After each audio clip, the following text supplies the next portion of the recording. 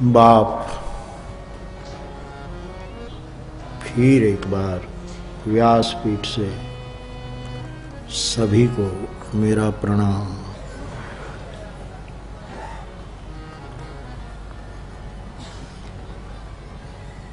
मानस मंगल मूर्ति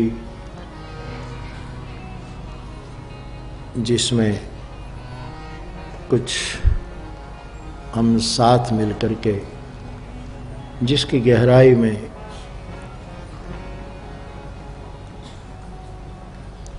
अपने विकास और अपने विश्राम के लिए हम कुछ संवाद कर रहे थे।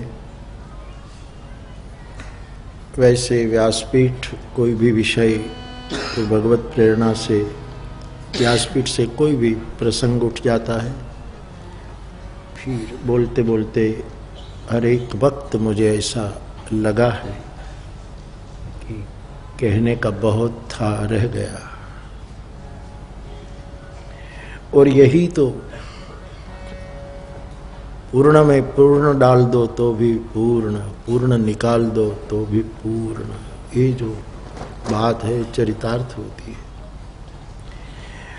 हम समय में आबद्ध है क्योंकि हम आप संसारी लोग हैं, इसलिए सब समय की मर्यादा में पूरा करना पड़ता है।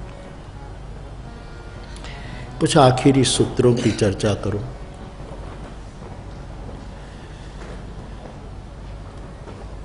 हमारे यहाँ सदगुरु को भी मंगल मूर्ति माना है।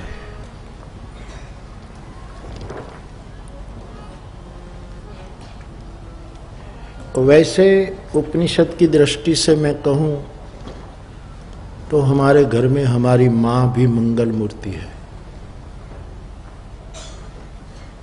क्योंकि माँ को हमने देव मूर्ति समझने की आज्ञा उपनिषदों ने दी है। मातृदेवो भव। इसके मुताबिक दूसरे नंबर पर पिता भी मंगल मूर्ति है। घर में जागते ही जिन मूर्तियों का दर्शन होता है उसके प्रति शुभ भाव प्रकट हो। फिर घर के कोने में कहीं धर्मस्थान देवस्थान है वो मूर्ति, फिर नगर में मंदिर वो मूर्ति, फिर कोई तीर्थ के मंदिर में मूर्ति हो वो मूर्ति, ये क्रमशः विकास है। तो माँ मंगल मूर्ति है, पिता मंगल मूर्ति है। हाँ, माँ होनी चाहिए, बाप होना चाहिए। फिर एक सूत्र आया, अतिथि देवो भव। अतिथि आचार्य देवो भव। आचार्य केवल कोई स्कूल का प्रिंसिपल हो, कॉलेज का हो। यहाँ मेरा आचार्य का मतलब है, मेरे व्यासपीठ का मतलब है सदगुरु।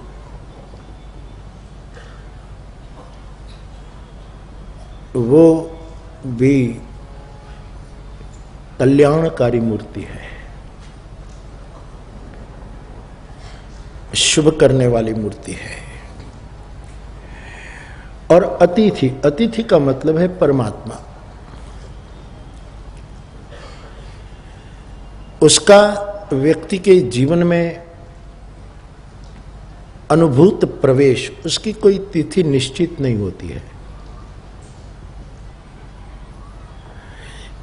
सगुण रूप में हरि आते हैं तो नवमी तिथि है, नवमी तिथि मधुमास पुनीता। लेकिन परमात्मा तत्व कभी भी किसी के घट में उसको अनुभव देने लगता है, वो परम तत्व का नाम है अतिथि देवो भव, जिसकी कोई तिथि निश्चित नहीं। बाद में हम तिथि निश्चित करते हैं। कई महापुरुष, मानो कि बुद्ध को पूर्णिमा को परम का अनुभव हुआ तो तिथि निश्चित हो गई पूर्णिमा। किसी को कोई तिथि, गुरु नानक देव नदी में डुबकी लगाई और जब बाहर निकले कुछ दिन के बाद, कुछ समय के बाद, और एक ओंकार सतनाम ये जो उद्घोषणा हो गई वो तिथि बाद में निश्चित हुई। अतिथि कभी भी आ सकता है बिना तिथि। हरि की झलक, परम की महसूसी कभी भी हो सकती है। तो यहां अतिथि का मेरा अर्थ है स्थूल रूप में भी अपने घर में कोई अतिथि आ जाए, अचानक आ जाए, भिक्षु आ जाए, बुद्ध की भाषा में भिक्षु, भिक्षु, भिखारी नहीं, भिक्षु। भिखारी तो सब है, भिक्षु कोई कोई होता है, भिखारी तो हम सब है। हमारे यहाँ एक भजन वो महापुरुष गाते थे, हरिओम शरण जी, दाता एक नाम भिखारी सारी दुनिया। हरिओम शरण जी गाते थे, बहुत अच्छा गाते थे, बहुत सुंदर। हम सीधा सीधा सीधा सीधा उसका गायन रहा, बहुत अच्छा था। हमारे मेरे पहले के श्रोता तो कुछ भजन गायकों और कुछ गायकों के बहुत फैन रहे। रवो रवो थी जाता था, पानी पानी हो जाते थे सुनते थे। मेरे वडोदरा में कई ऐसे श्रोता थे, है, इनमें कोई गए कोई है, लेकिन इतने मुझे भी बहुत बार सुनाते, देखो बापू, लेकिन जब ये बहुत सुंदर गाते थे, है? बहुत अच्छा। लेकिन अपने गायन सुने इससे पहले तो श्रोता की भाव दशा को देखने में आनंद आता है, और वो गायन छूट जाता है वो। लेकिन श्रोता की जो भाव दशा, बहुत भिखारी सारी दुनिया, बहुत अच्छा गाते। हम तो मिले भी है। तो भिक्षु कोई कोई है, साधु भी भिक्षा लेता है, लेकिन साधु भिखारी नहीं है, ध्यान देना। ये भिक्षु है, भिक्षुक है, भिखारी नहीं। भिखारी, उसके पास कई वस्तु का अभाव है, इसलिए भीख मांग रहा है। भिक्षु के कोई कुछ अभाव नहीं है, भिक्षु के पास पूरा का पूरा बुद्ध होता है, इसलिए उसको भिखारी मत कहो। साधु के पास पूरा का पूरा परम तत्व होता है, इसलिए वो भिखारी नहीं, भिक्षु है। अलख जगाता है, घर घर जाकर। एक युवान भिख मांग रहा था, तो एक दूसरा युवान मंदिर में दर्शन कर निकला और वो भिख मांग रहा था, परमात्मा के नाम कुछ दो। तो जो युवान निकला उसने कहा, मेरी MBA की डिग्री ले दी तुम्हें, क्योंकि नौकरी नहीं मिलती थी। अमेरिका की दशा खराब है, भारत में तो कुछ सुविधाएं हैं, लेकिन काम नहीं मिल रहा है, इसलिए बड़ी मुश्किल। तो डिग्री तो उसने कहा कि ले भाई मांग रहा है तो ले, मेरी MBA की डिग्री मैं दिए देता हूँ। तो उसने कहा, अबे जा, तुझे चाहिए तो मेरी MBBS की डिग्री ले जा, डिग्रियों से पेट नहीं भरता। ये भिखारीपना है, भिक्षु और बात है। भिक्षु अन्न लेता है, मन देता है, उसको भिक्षु कहते हैं। हमारे घर से अन्न लेता है, भोजन लेता है, और बदले में अपना पवित्र मन के विचार प्रदान कर देता है। लेता है कम, देता है ज्यादा।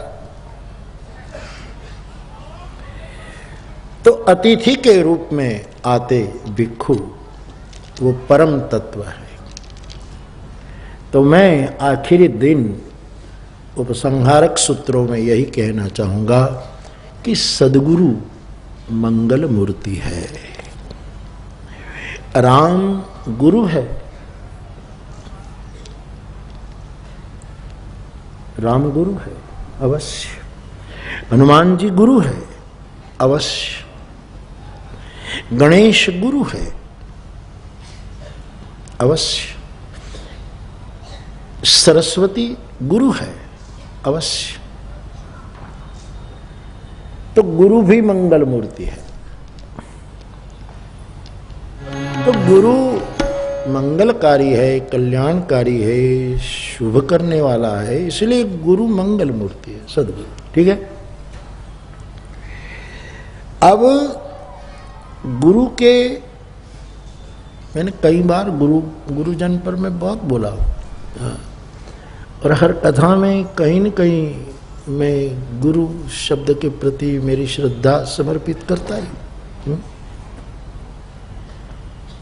तो कई प्रकार की उसकी परखने की हमने कोशिश की है, और जो गुरु हयात नहीं है उसमें विश्वास करना पड़ता है, और जो श्वास ले रहा है उसका लोचन भरकर दर्शन करना होता है। दंडवत करके करते, दंडवत माने शारीरिक कोई एक्सरसाइज नहीं है, प्रत्येक अंग से यानी सभी प्रकार से समर्पण का नाम है दंडवत। दंड मानी लाठी, लाठी जैसे गिर जाती है सीधी गिरेगी, और लाठी किसी के चरण में गिरे तो वो जिसके चरण में गिरी है वो चाहे तो उसको उठाए न भी उठाए, ओवरटेक करके चला जाए, किनारा करके चला जाए। जिसके चरण में लाठी दंड पड़ा है वो शायद लाठी को उठाकर तोड़ भी दे, क्यों लाया है, ले तोड़ दे, ये भी हो सकता है। उठाएं तोड़े, हो सकता है हाथ में रखकर अपना आधार भी बना ले। लाठी की तरफ से कोई प्रस्ताव नहीं कर सकते कि आप मुझे उठाओ, आप मुझे तोड़ो मत, आप मुझे आधार बनाओ, फला फला। दंडवत का मतलब है अपनी ओर से कोई प्रस्ताव नहीं, दाता जो करना चाहे करे, द्वार खखड़ावे नहीं, छोटी बहर के बिल्कुल छोटे बंद में, क्योंकि ये अनुरागी है। तो हम तो हर द्वार खटखटाते हैं, समर्पित दंडवत करने वाला तो गुरु का द्वार भी खटखटाता नहीं, क्योंकि अनुरागी था। गुरु का द्वार खटखट का करके प्रस्ताव रखना, मांग करना, ये तो गुरु के सर्वज्ञ पने का अपराध है। अब तुम्हें तुम्हारे गुरु की सर्वज्ञता पर यकीन नहीं तो गुरु की शरण में गए क्यों? क्यों?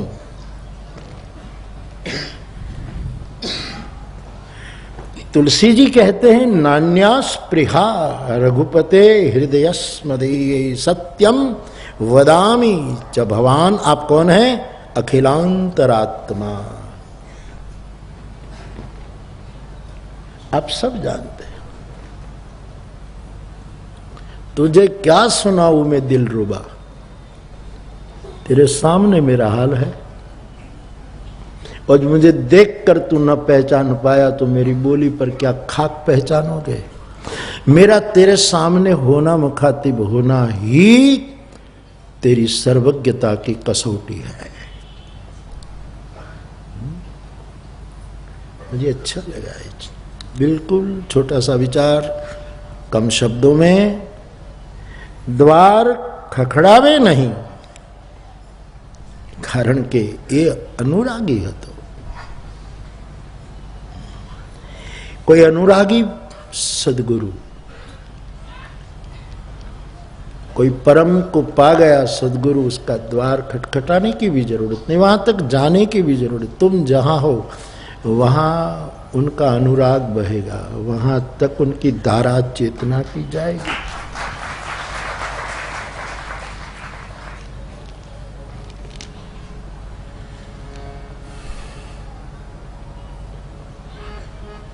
आप कभी सोचते हैं यदि आप किसी बुद्ध पुरुष की शरण में गए हो तो हमें पता नहीं हम पर तो कितनी बाधाएं आने वाली थी, लेकिन बहुत कम में बात सुलट गई। वो उनकी चेतना का प्रताप होता है। अब हमें क्या हो गया कि कोई छू मंतर करे तो समझ में आता है, चेतना में छू मंत्र नहीं होता। चेतना तो अरूप अनाम अव्यक्त रूपेण काम कर जाती है। नाभाजी के जीवन में जो प्रसंग आया ना कि एक व्यापारी का जहाज कुछ भंवर में फंस गया।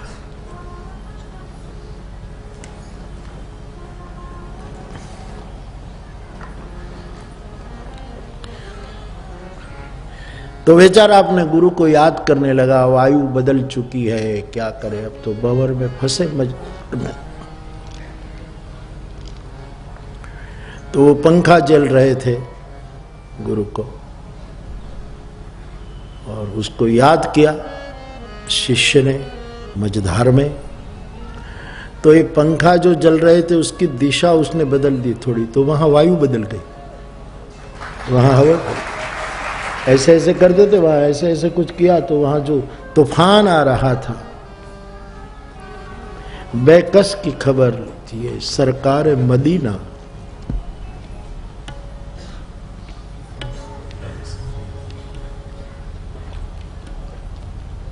भंवर में है सफीना, ऐसी बात है।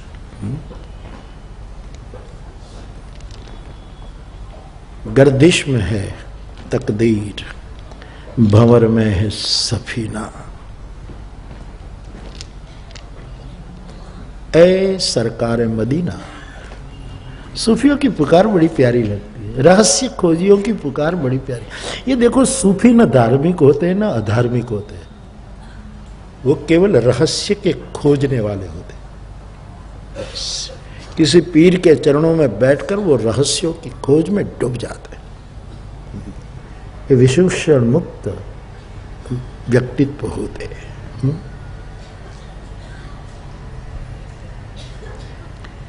तो हमारे जीवन के कई ऐसी पगबाधाएं,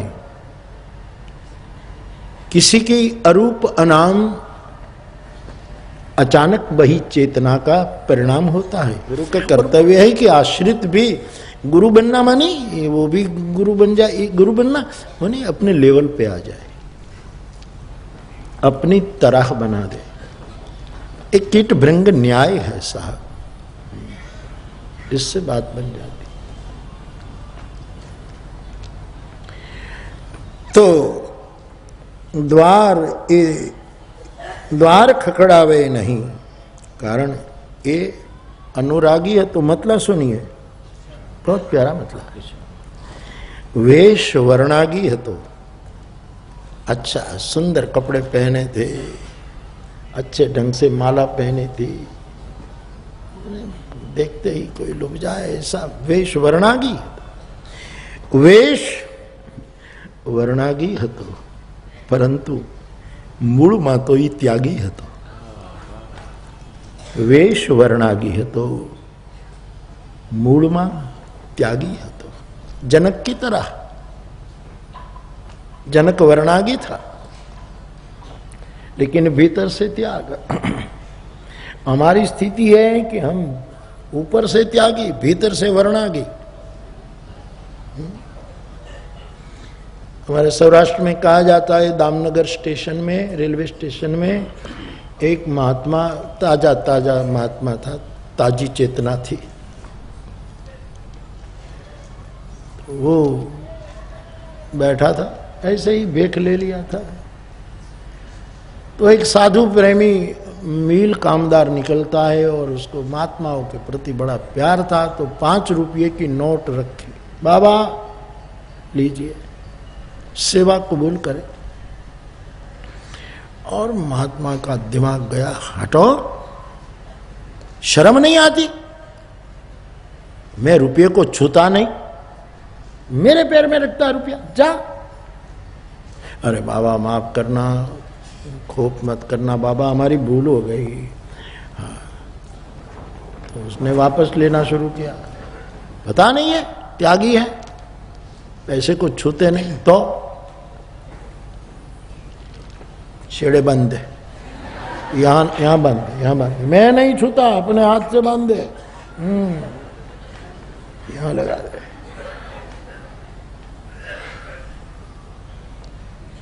वो है ऊपर से त्यागी, भीतर वर्णागी। सदगुरु कैसा होता है? वेश वर्णागी हतो, मूल में त्यागी हतो, काई पण करतो न तो न हतो, न तो काई पण करतो न तो, कुछ नहीं करता था, अक्रिय अकर्ता। काई पण करतो न तो लागे छे एक खरो बागी हतो। ये बड़ा बागी था, ये बड़ा क्रांतिकारी था। ये ऊपर से कुछ ना करता दिखाई देता था, लेकिन बागी था। अंदर का एक बहुत बड़ा खलबली मचा देने वाला आदमी था।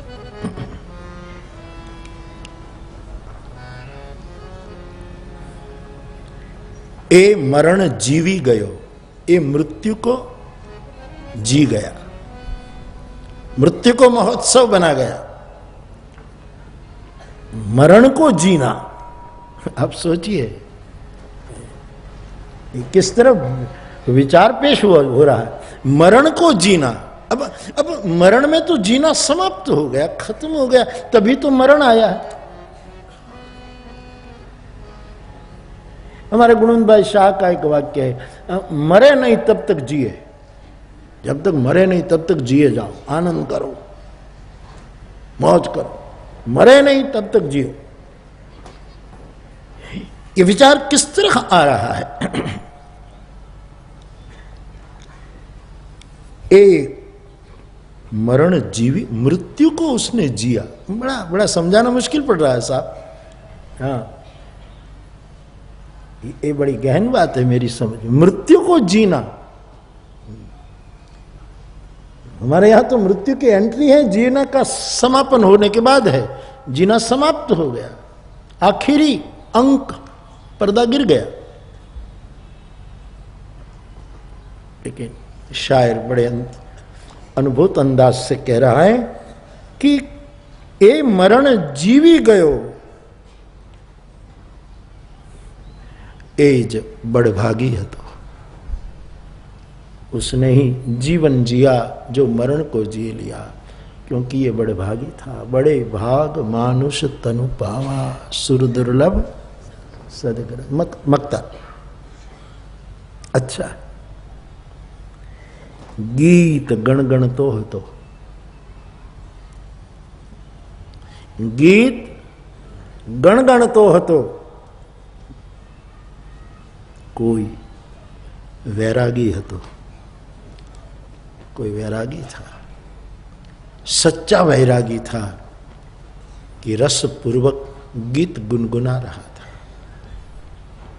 कोई श्रोता के लिए गुनगुना दूसरों के लिए नहीं होता, गुनगुना भीतर की चेतना को सुनाने के लिए हुआ करता है। शब्द में जब गीत प्रस्तुत होता है तब श्रोता दूसरे बन जाते हैं, और गुनगुनाहट बड़ी प्यारी है, वो भीतर को सुनाने की एक विधा है। आप अकेले जब कोई गीत गुनगुनाते तो किसको सुनाते? ये हम सबके स्थूल लेवल पर हम सबके अनुभव है। ये बाउल लोग फिर गाने तो बाद में लगते हैं, लेकिन पहले गुनगुनाते हैं।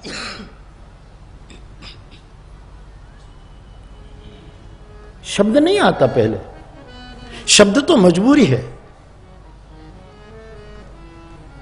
विवशता है,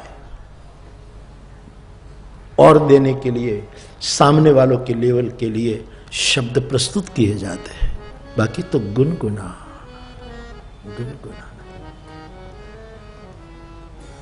अब आप किसी को कहो कि भाई नहीं नहीं आप दुखी मत हो, हम आपके प्रेमी हैं, हम आपके लिए सब कुछ करेंगे, कोई इस तरह का गीत गा लो। गीत गाना एक और बात है, लेकिन उसके लिए भीतर से गुनगुनाना दूसरी बात है।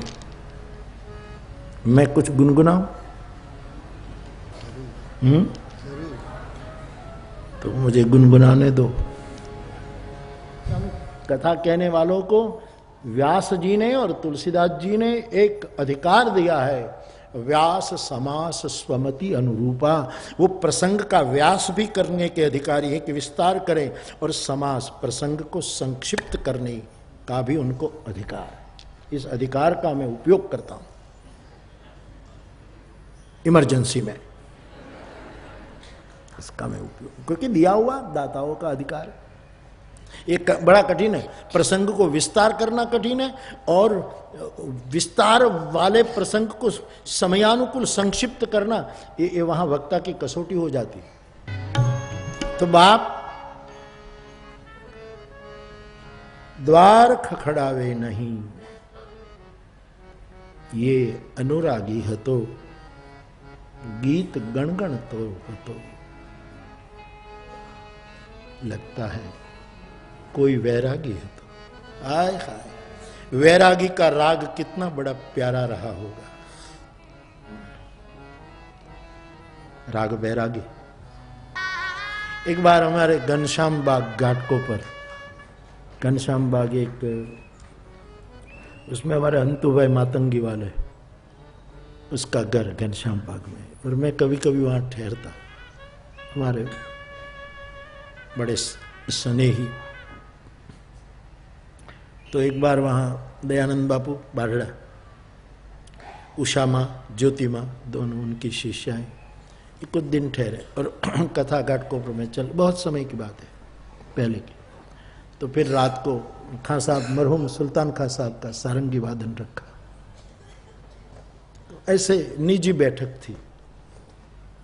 तो फिर सुल्तान खां साहब ने कहा, बापू मैं राग वैरागी सुनाऊं सारंगी पर। और साहब ऐसा सुनाया कि सबकी आंखें डबडबा गई। वैराग एक जीवन का राग है जो विषय की सभी रागात्मिका वृत्ति का ध्वंस कर देता है। वैराग एक राग है।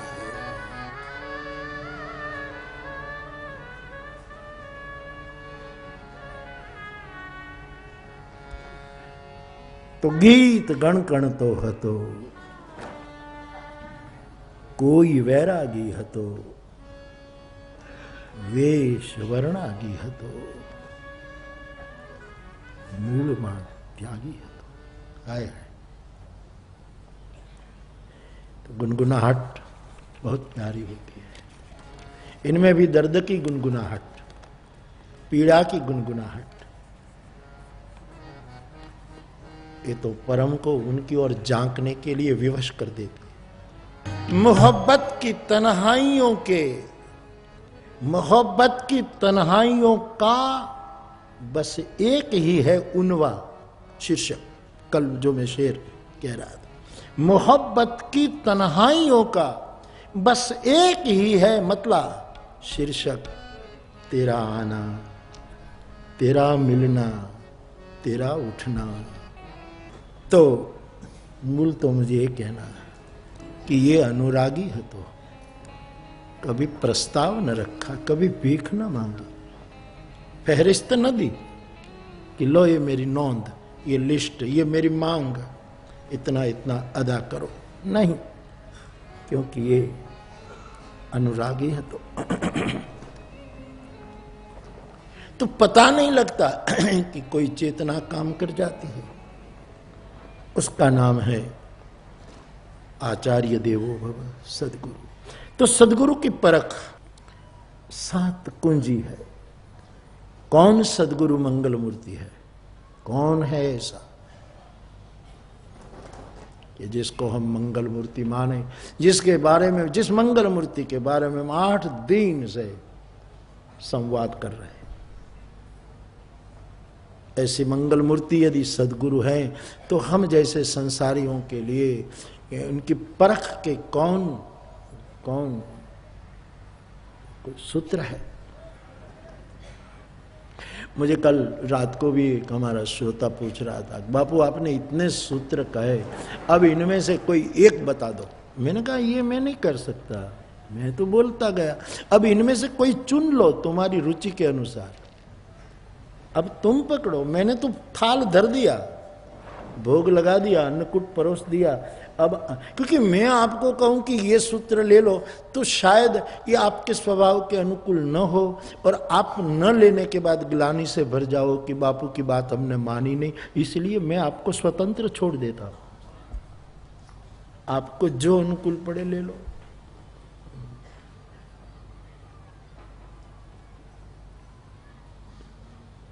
ये पूरी माला है, ये तो वैजयंती माला है, विजयी माला है।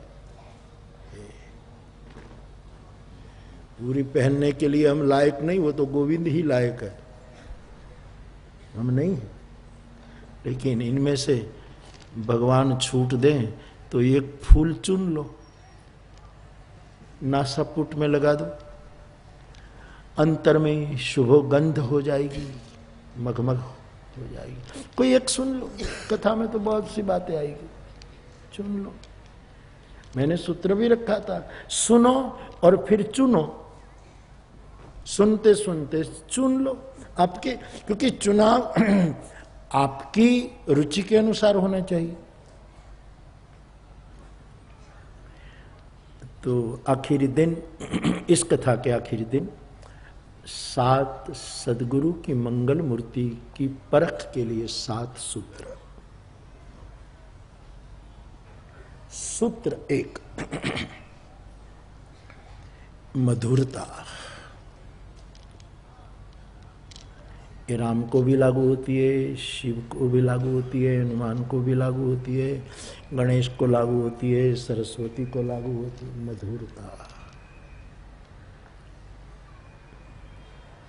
जिस जागृत व्यक्ति, जीवित व्यक्ति में, अथवा तो जो चले गए हैं लेकिन चेतना से जी रहे हैं, किसी भी ऐसे महापुरुष को, बुद्ध पुरुष को हम और आप जब देखें, मंगल मूर्ति को यहां एक बात पर बल देगा, वो देखना पड़ेगा, नयन निहारी।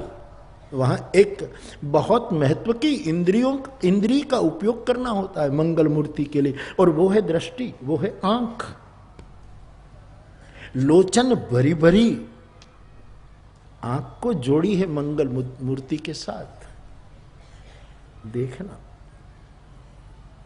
तो इन 7 बातें यदि किसी में खरी उतर जाए तो फिर क्या आपत्ति है मंगल मूर्ति कहने में। मधुरता, जिसके प्रत्येक भाव भंगिमा से मधुरता की वर्षा होती हो। बोले मधुर, देखे बोले, अंगड़ाई मधुर, चले तो मधुर, बैठे तो मधुर, भोजन करे तो मधुर, बंद करे तो मधुर, करवट बदले तो मधुर, जिसकी हर अंगड़ाइयां मधुर है। श्रीमन महाप्रभु जी वल्लभाचार्य जी कहते हैं कृष्ण जगत गुरु है, और उसके बारे में भगवान वल्लभाचार्य प्रभु का एक बहुत बड़ा पद है, बहुत बड़ा है मधुराष्टक, बहुत बड़ा है। मधुराधिपते रखिलम मधुरम, मधुरता पहला लक्षण मंगल मूर्ति सदगुरु का, ठीक है। दूसरा लक्षण मंगल मूर्ति सदगुरु का धीरजता, धैर्य, धीरता, धीरजता।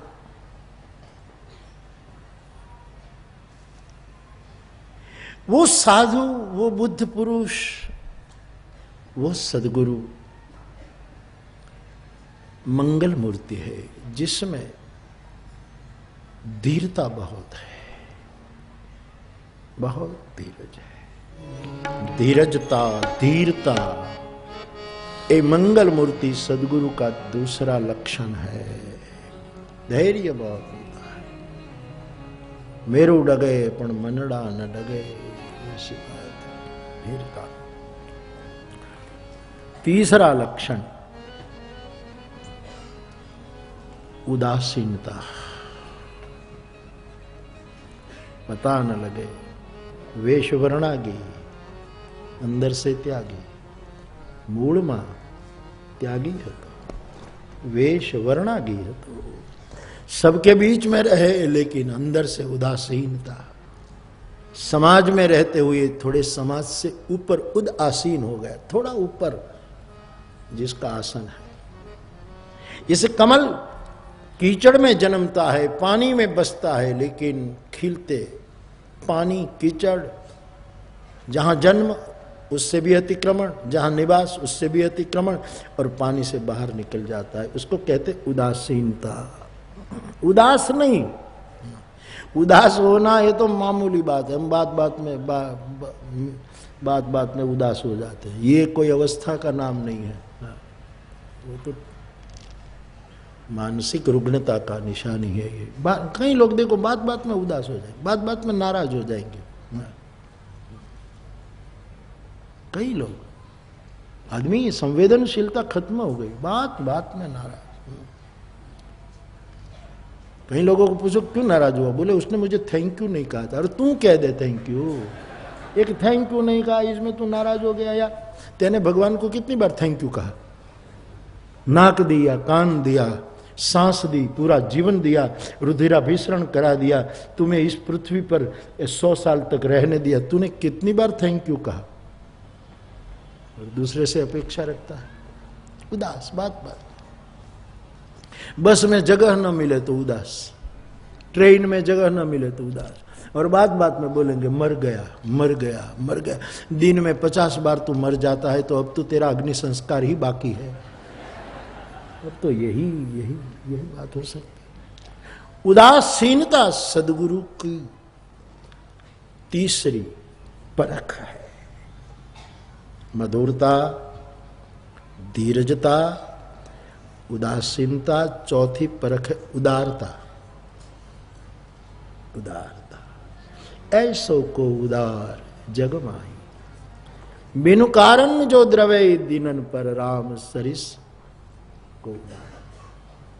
उदारता सदगुरु के घर की संपदा है, बहुत उदार होते हैं ये।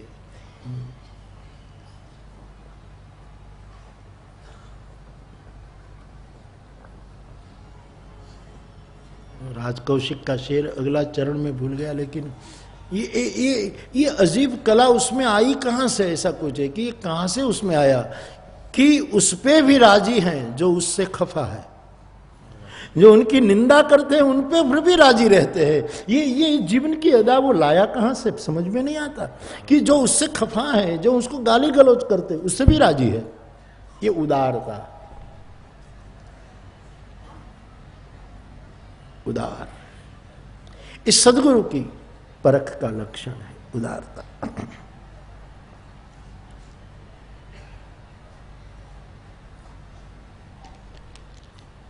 मधुरता, धीरजता, उदारता, ये उनका। उदासीनता, सॉरी, अब चौथा उदारता।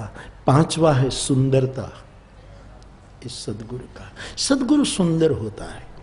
शरीर की बात छोड़ो, उनकी मानसिक सुंदरता बहुत होती है। साहब वारी जाओ, सुंदरता।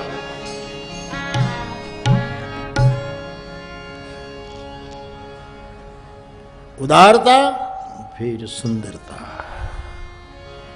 इसकी छवि। मेरे गोस्वामी जी विनय पत्रिका में लिखते हैं, है निको मेरो देवता कौशलपति राम,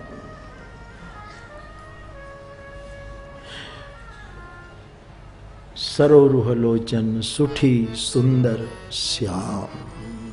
मेरा सदगुरु बहुत सुंदर है।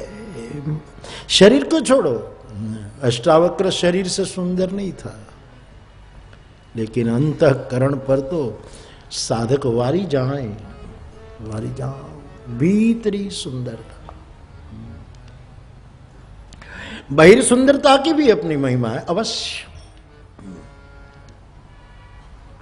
लेकिन यहां भीतरी सुंदरता, ये सदगुरु मंगल मूर्ति सदगुरु की एक परख है। बहुत सुंदरम श्री रामचंद्र कृपालु भजमन हरन भव भव, नव कंज लोचन कंज मुख कर कंज पद कंजा, कंदर्प अगणित अमित छवि नव नील नीरद सुंदरम पटपीत मानहु तड़ित रुचि सुचि नवमिक जनक सुतावर। सुंदरता ये उनका आगे का लक्षण है। फिर मंगल मूर्ति सदगुरु को समझने की, आगे परखने की एक आगे की कुंजी, और वो है सदगुरु में शूरवीरता बहुत होती है, शौर्य बहुत। उसके समान कोई साहसी नहीं होता, कोई साहस। मौज आ जाए तो पापी को भी कह दे कि फिक्र मत कर, वहां हिसाब लगेगा, तेरी बदले मैं खड़ा रह जाऊंगा। ये हिसाब उनकी शूरवीरता है। मैं रहूंगा कयामत में, बेटा तू मुश्किल, जब तू जवाब देने के लिए मुश्किल हो, कह देना हाँ मेरे गुनाह का जवाब मेरा सदगुरु देगा। हाँ, फिर वो मुझे पूछने आए तो देखो, वो ऐसे ही निपटा देगा, फाइल जला देगा कि खत्म, बात करो, कर्म शून्य कर देता। यह है उनकी शूरवीरता। सदगुरु साहसी होना चाहिए, मरा मरा मरा मरा दुनिया की खुशामद करने में नहीं। शूरवीरता इस सदगुरु का मंगल मूर्ति का लक्षण है। आखिरी अंतिम लक्षण निरोगिता, अंतर्बाह्य स्वस्थता, निरोगिता। इस सप्तांग सदगुरु मंगल मूर्ति है। तो समापन में मुझे मंगल मूर्ति के कुछ सूत्र कहने थे, वो ये है। मधुरता, धीरजता, उदासीनता, उदारता, सुंदरता, शूरवीरता, निरोगिता, सप्त सदगुरु के लक्षण। अब ऐसा कोई मंगल मूर्ति सदगुरु आपको न मिले, सुंदरता हो तो उदारता न हो, उदारता हो तो उदासीनता न हो, उदासीनता हो तो निरोगिता न हो, धीरता न हो, मधुरता न हो, तो क्या करें? ये सप्त अंग पूर्ण सदगुरु मंगल मूर्ति है। तो फिर कहां से ऐसा खोजे? मैं आपको खोजे देता हूं, प्लीज लिसन मी। खोजे देता हूं, आपकी झोली में डाल देता हूं ऐसा सदगुरु, और वो है रामचरितमानस। कहीं इधर उधर भटकने की जरूरत नहीं साहब, ये सदगुरु है, आपकी झोली में समर्पित है। कहीं भी जाओ आपकी झोली में सदगुरु, जो सप्त अंग मंगल मूर्ति है, क्योंकि ये सदगुरु है। तुम्हारे घर में रामचरितमानस हो ना, तो कभी ऐसा मत मानना कि हमारे पास सदगुरु नहीं। ये मैं मानस गाता हूं इसलिए उसकी महिमा नहीं गा रहा हूं, ये मेरा अनुभव बोल रहा है, ये मेरी प्रतीति बोल रही है। मैंने उसको बहुत सेया है, बहुत सेया।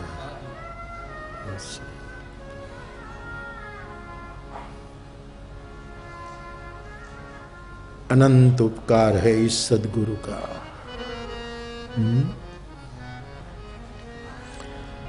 तो मैं आपके हाथ में दिए देता हूं सदगुरु, आपकी झोली में दिए देता हूं, आपके घर में दिए देता हूं।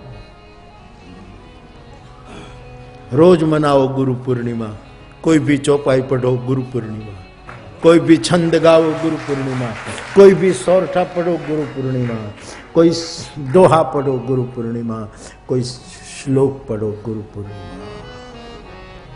ये सदगुरु है। मधुरता बालकांड है, क्योंकि माधुर्य लीला है बालकांड में। ठाकुर का प्रागट, ठाकुर की बाल लीला, ठाकुर का ब्याह, सब माधुर्य लीला है बालकांड में। इसलिए मधुरता है इस सदगुरु की बालकांड। धीरजता है अयोध्या कांड। राम जी को राज्याभिषेक की खबर मिली तो होश गंवाए नहीं, और वनवास की खबर मिली तो ग्लानि आई नहीं, दोनों में धीरता रखी। रामचरितमानस के सद्गुरु स्वरूप को, मंगल मूर्ति को दूसरा लक्षण अयोध्या कांड है। उदासीनता अरण्य कांड है, मुनियों का कांड है। जगद गुरुम च शाश्वतम तुरीयमेव केवलम। यह उदासीनता रामचरितमानस रूपी सदगुरु जो मंगल मूर्ति है, उसका एक तीसरा लक्षण अयोध्या कांड, उदासीन। चौथा लक्षण उदारता, सुग्रीव जैसे विषयों को अपना मित्र पद दे देना। तुम उपकार सुग्रीव किन्हा राम मिलाय, ऐसो को उदार जगमाई। पलायनवादी आदमी, विषयासक्त आदमी, वचन देकर राम के सामने वचन चुकने वाला आदमी, फिर भी मेरे ठाकुर की उदारता किसकिंदा कमी जो बरसी है। ये उदारता चतुर्थ लक्षण है मानस मंगल मूर्ति का। रामचरितमानस स्वयं मंगल मूर्ति है। और पांचवा लक्षण सुंदरकांड ही उसकी सुंदरता है। कितनी सुंदरता भरी हुई है सुंदरकांड में। लंका कांड मानस रूपी सदगुरु की शूरवीरता है, शौर्य, सौरज धीरज धीरथ चाका सत्यशील दृढ़ ध्वजा पताका बल विवेक दम परहित गौरे क्षमा कृपा समता रजु जोरे ईस भजन सारथी सुजाना बिरति चर्म संतोष कृपा। शूरवीरता देखनी हो तो रामचरितमानस का छठा सोपान शौर्य है। वह लंका कांड की शूरवीरता के बारे में क्या कहे यार। खैर, और उत्तरकांड सातवां लक्षण है सदगुरु का निरोगीता, मानसिक रोग से मुक्त सदगुरु होता है।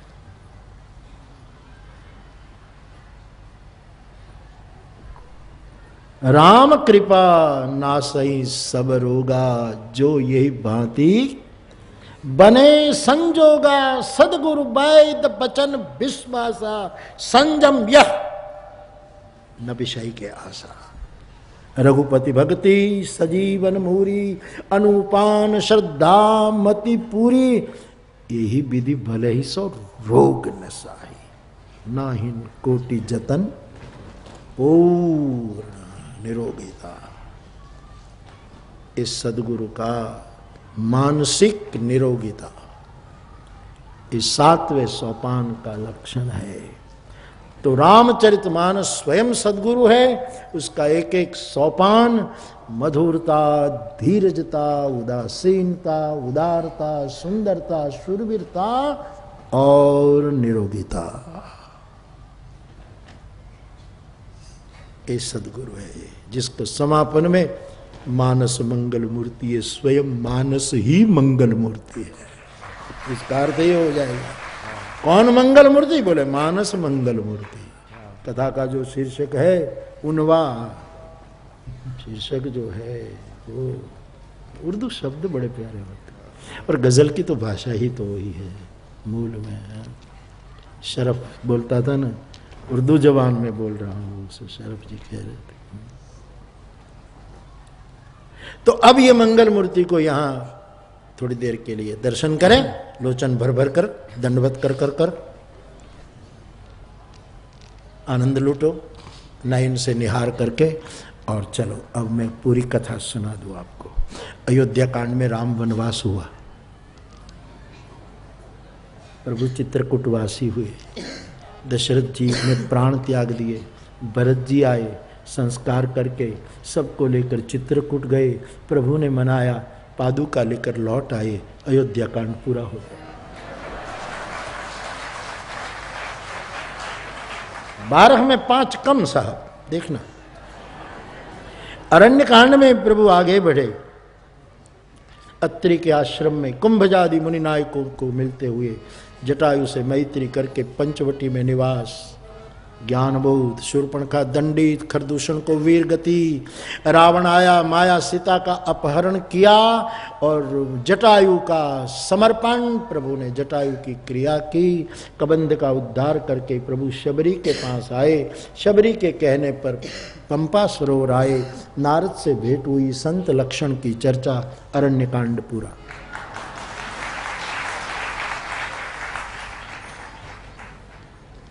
किष्किंधा कांड में हनुमंत और राम का मिलन और हनुमंत माध्यम से सुग्रीव, पुनि सुग्रीव मिताई बाली प्राण कर भंग, बाली प्राण त्याग।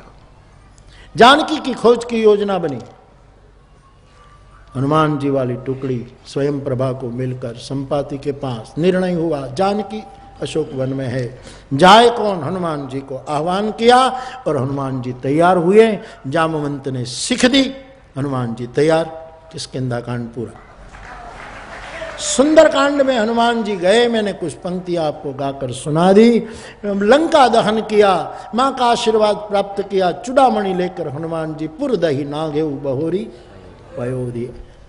भगवान ने अभियान किया, समुद्र के तट पर प्रभु आए और इधर विभीषण को देश निकाला मिला, प्रभु की शरण में आया। श्रवण सुजस सुनि आयु, प्रभु भंजन बहु भीर, त्राहि त्राहि आरति हरण शरण सुगद रघुवीर। विभीषण शरण में आया और समुद्र के साथ प्रभु की बातचीत, आखिर में सेतु बंध का प्रस्ताव। समुद्र भगवान को कह गया कि प्रभु बस आप सेतु बनाओ, और तुलसी ने छंद लिख दिया, सेतु बंध हुआ, रामेश्वर की स्थापना हुई। जय जयकार करिए, हर हर महादेव। कल्याण शंकर शंकरो तुम्हें तनो तुम्हें, ये शंकर की स्थापना हुई। शंकर प्रिय ममद्रोही शिवद्रोही, सेतु बनाया, आध्यात्मिक सेतु बनाया। भगवान की सेना समंदर पार, सुबेल पर डेरा, रावण का महारस भंग, राजदूत के रूप में फिर एक बार समझौते का प्रस्ताव लेकर अंगद गया। संधि हुई नहीं, युद्ध अनिवार्य हुआ। निश्चर की से लड़ाई बरनिसी विधि प्रकार, एक के बाद एक राक्षस निर्वाण। आखिर में 31 बाण से भगवान राम ने रावण को भी निर्वाण दे दिया। रावण का तेज प्रभु में समा गया। मंदोदरी आई, प्रभु की स्तुति की। रावण का संस्कार, राज विभीषण देव अशोका, विभीषण को राज्य तिलक अभिषेक हो गया। पुनि पुष्पक चरि कपिन समेता। हनुमान जी अयोध्या खबर देने जाते हैं। कुंभजादि महात्माओं को मिलते हुए श्रृंगवेरपुर से गुह को साथ में लिया और वहां लंका कांड पूरा हो गया। उत्तरकांड के आरंभ में प्राण त्यागने की तैयारी में भरत, उसी समय हनुमान जी पहुंच जाते और खबर करी, मारुत सुत में कपि हनुमाना, नाम मोर सुनो कृपा निधाना। डूबते भरत जी हनुमान जैसी नौका मिल गई, बच गए, विरह सिंधु में डूबने वाले। नगर में खबर दी, ठाकुर आ रहे हैं।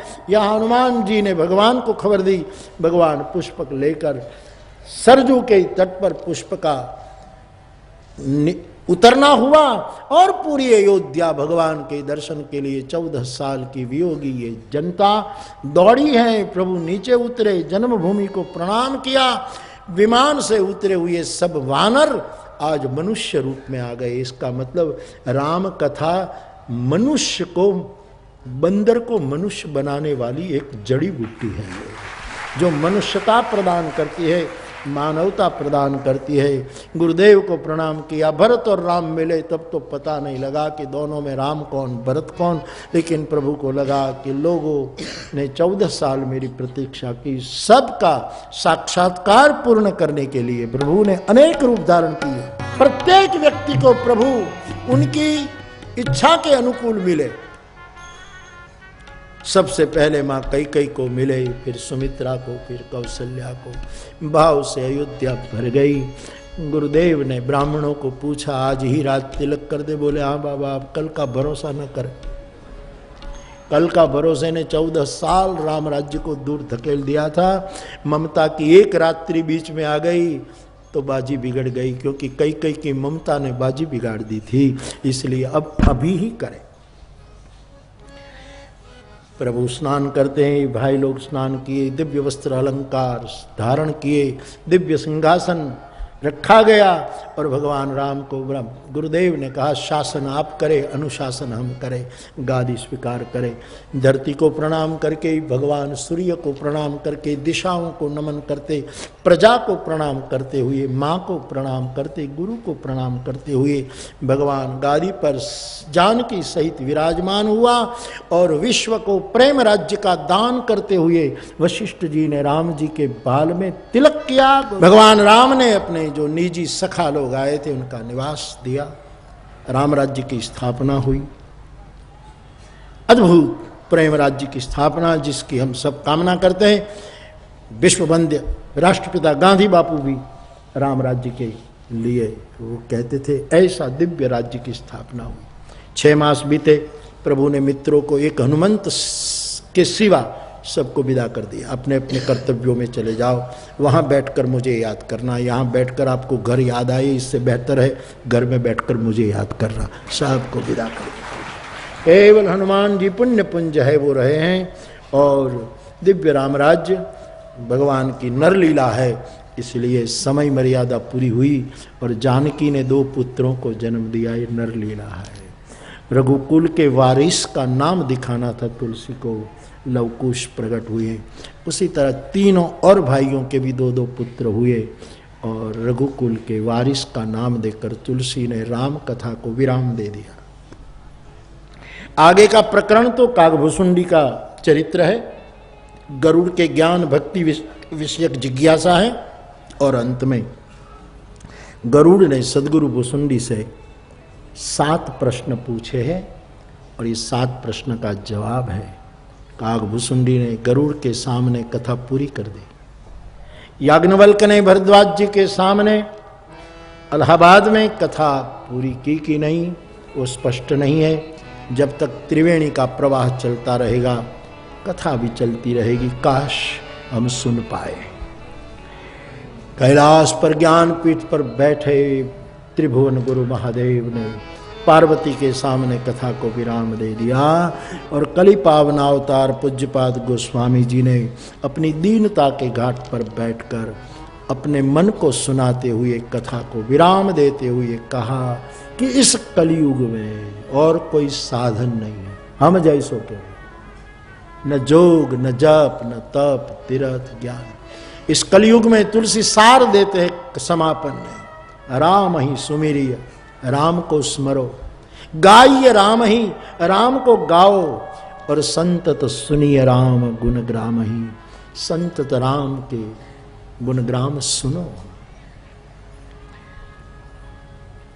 उनके नाम का आश्रय करो, तुलसी कहते हैं, जिस नाम से बड़े बड़े पतितों का उद्धार हुआ है। मेरा ये रामचरितमानस जो मंगल मूर्ति है उसमें से कुछ चौपाइयों का कोई पारायण करेगा और फिर इन चौपाइयों के परायण हो जाएगा, उसको धन्यता प्राप्त होगी।